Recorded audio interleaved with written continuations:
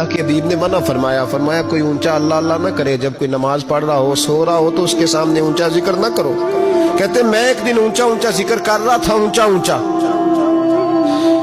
اونچا میں ذکر کر رہا تھا، کیونکہ عشق لگا سی کھیڈا کھیڈ دینوں تے مینوں کھیڈا بھول گئیاں، میں کجل پایا سی یار دے ویکھنے نوں، پھر او دی یاد وچ روندے آئی ڈل گئیاں، حیدر شاہ اس گلی کدے نہ رول دی پر ہن تے رول گئیاں۔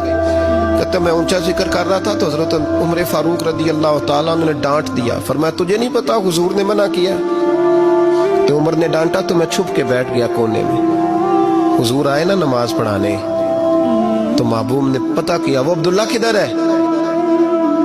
کہتے میں کونے میں تھا، حضور نے فرمایا کیا ہوا؟ تو میں رو پڑا، میری عزت بڑی تھی نا مدینے میں، کبھی کسی نے کچھ نہیں کہا تھا۔ نبی کریم نے فرمایا کیا ہوا؟ عرض کی حضور کچھ نہیں۔ پھر بھی بتاؤ؟ کہتا میں رو پڑا، میں نے کہا یا رسول اللہ میری غلطی تھی تو سیدنا فاروق اعظم نے ڈانٹ دیا ہے۔ فرمایا ہوا کیا؟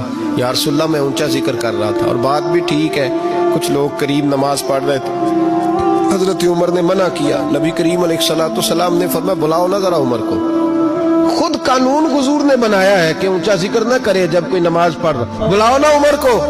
جناب عمر آئے تو حضور نے فرمایا عمر میرے عبداللہ کو کوئی نہ ڈانٹے، کسی ان پڑھ سے، کسی دیہاتی سے، کسی بھولے سے انداز دیکھے حضور کا، اسے کوئی نہ ڈانٹے۔ پھر حضور نے فرمایا تمہیں پتہ ہے یہ میرے لیے کتنی تکلیفیں برداشت کر کے آیا؟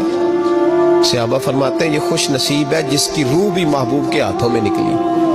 اور جب جنازہ اٹھا تو حضور کی داڑھی سے ہم نے آنسوؤں کے قطرے ٹپکتے دیکھے۔ مدینے میں رواج